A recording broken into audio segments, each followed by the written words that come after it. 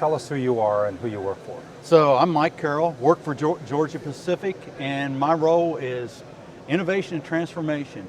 And we've been on this journey for roughly a little over 10 years. We started, actually didn't know anything about it. And we started trying to get our heads around what were the problems we were trying to solve. And we had to think about them from a first principle perspective. And that technology enabled it, but it wasn't the solution in itself. Yeah. And we had to go back to the human part to get ourselves kind of connected to what we needed to get done. Does that make sense? It certainly does, and I look at you as sort of at the pinnacle of maturity in this space. Just to introduce myself, my name is John Dyck, the Chief Executive Officer of SME, the Smart Manufacturing Institute, and it's been a privilege to get to know you in the recent past and understand kind of where you are in your journey, and look forward to working more closely with you in the days to come. Yeah, look forward to. I know we're considering joining your organization and what that might bring forward with us. So we look forward to being a part of it. So on that, great manufacturers like yourselves have a lot to offer the manufacturing ecosystem. Obviously you have your own objectives, your own strategies, and you get paid every day to advance those. But I love the idea, and I've heard you say this before, that giving back and helping contribute and helping advance the cause of manufacturing in this country is a non-trivial thing for you as well.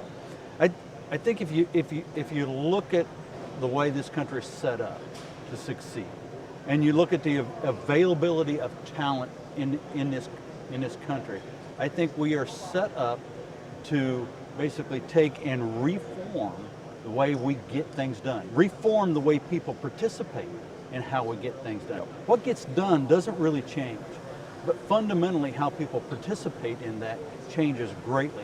And I think with organizations like yours, with how we're thinking about that future, that's the way things begin to shape up. So I think you're spot on. It's really about structuring, and you said the word yourself, structuring how we work together to solve some of these really important challenges in front of us. Innovation really hasn't been a problem in the past. We look at the last 200 years of manufacturing in this country. I think innovation is the hallmark of US manufacturing. And yet, I think particularly in this space, it's a bit of a Wild West right now. And the idea of trying to bring some structure to how innovation happens, how people and technology and ecosystem can work more collaboratively along these lines and advance the cause of manufacturing here in the US. To me, that's a great intersect between really important things. I think awareness, just being here and seeing things that you didn't know about and raising that awareness as to what works and what doesn't work. One of the biggest pitfalls that's out there in innovation is the copy pitfall. And so a lot of times you'll see people say, do what they did. Well, that's like handing somebody a shovel and say, start digging your own grave, because that's the easy button to failure.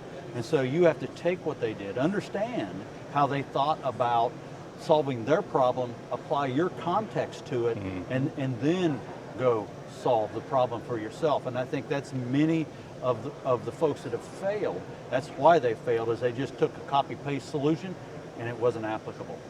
Spot on. I feel so passionate about this. And then along the way, there have to be reusable things. There has to be portable things. There has to be things that someone else created that I can use, and I shouldn't have to start from scratch every time. And that's a big part of the ecosystem here at CESMII, the Smart Manufacturing Institute, trying to find ways for that innovation to happen, and where it makes sense, where it's non-differentiated from what you're doing from your competition, enable you to contribute those things back to the ecosystem for the good of the community. Yeah, make things configurable, right? So they're interoperable no matter who uses them, right? Yep. That's my favorite word, by the way, interoperability. And that speaks to, all these ideas kind of speak to the heart of the Smart Manufacturing Executive Council. You alluded a moment ago to the idea that you're considering joining the Smart Manufacturing Executive Council, which I'm honored to hear.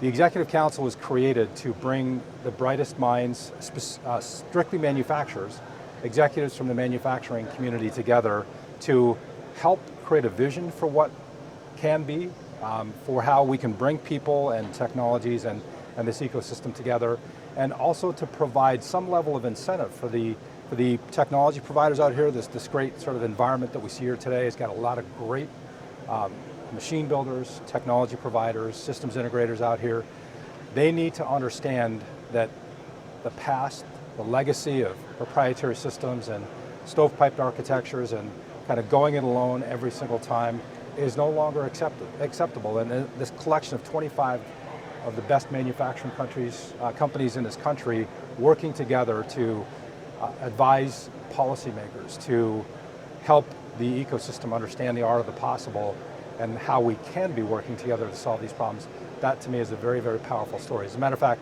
just this morning we sent a note out to the Executive Council asking for their input to drive federal policymakers as we develop a national plan for smart manufacturing here in this country.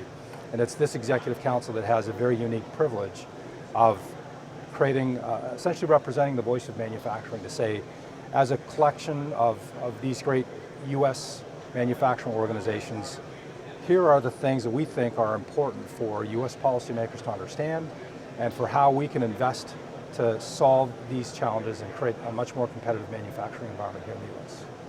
And create a great environment for the American workers to win, right? Beautiful. That's exactly right. Yeah.